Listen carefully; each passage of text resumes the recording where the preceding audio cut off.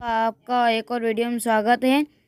तो इसमें आप पढ़ोगे लर्निंग आउटकम्स आधारित लर्निंग ऐप सामग्री कक्षा 8वीं के गणित विषय में वर्कशीट नंबर 31 और 32।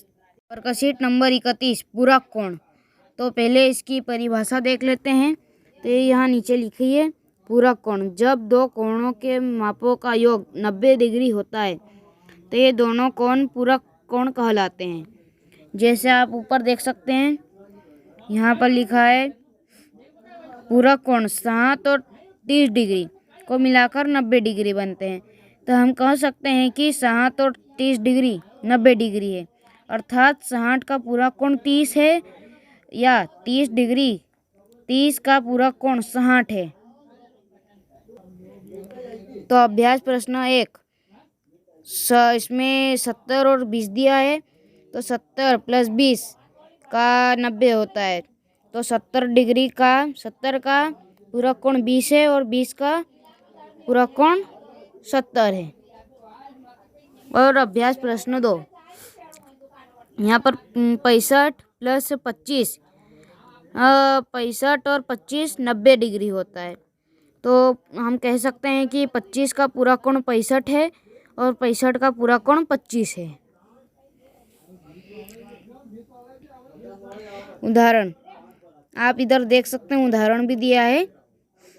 उदाहरण देख लेते हैं हम। 20 + 70 = 90 डिग्री। 20 का पूरक कोण 70 है। तो अभ्यास प्रश्न 1, 15 धन 75 बराबर क्या होता है 90 डिग्री। तो हम कह सकते हैं 15 का पूरक कोण 75 डिग्री है। और प्रश्न नंबर 2, 35 डिग्री धन 55 डिग्री = 90 डिग्री। तो हम कह सकते हैं कि 35 का पूरक कोण 55 है। 40 धन 50 = 90 डिग्री है। तो हम कह सकते हैं कि 40 का पूरक कोण 50 है। 42 + 48 = 90 डिग्री। तो हम कह सकते हैं कि 42 का पूरक कोण 48 है, या यहाँ पर आप 48 का पूरक कोण 42 ऐसा भी लिख सकते हैं।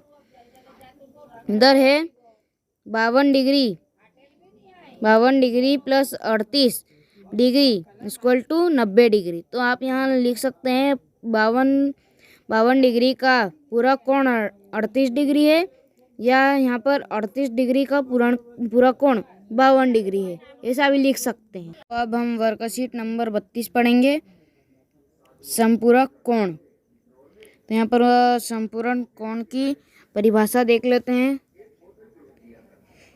संपूरक कोण, जब दो कोणों के मापों का योग 180 डिग्री होता है तो ये दोनों कोण संपूरक कोण कहलाते हैं।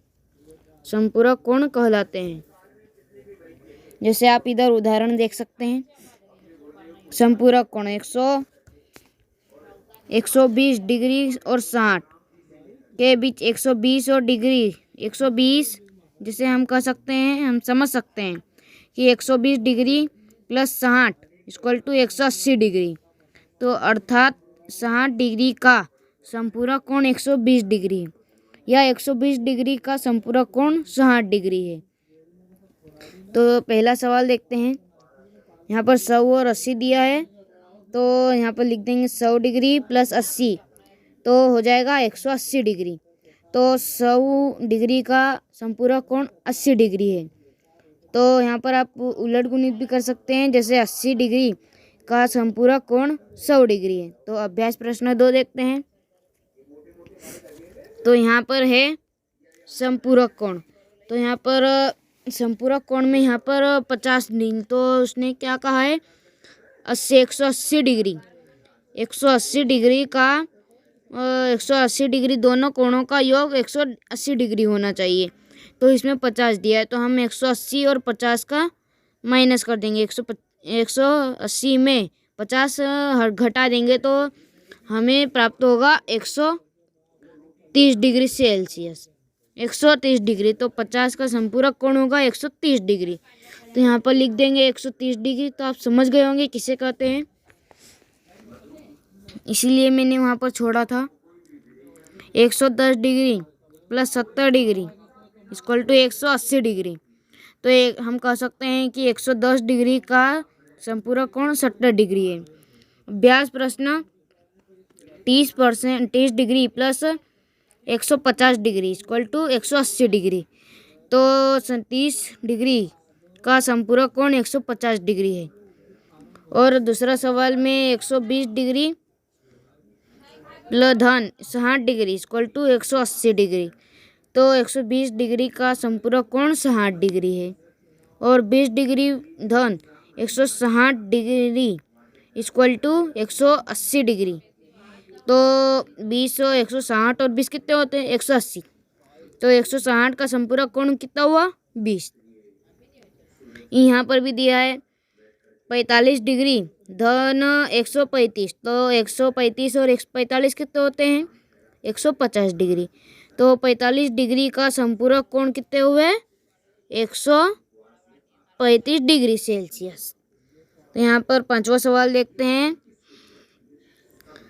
100 डिग्री से 105 डिग्री धन 75 इक्वल टू कितने होते हैं? 180 डिग्री। तो 105 और 75 डिग्री कितने होते हैं? 180 डिग्री। तो 105 डिग्री का संपूरक कोण 75 डिग्री होता है।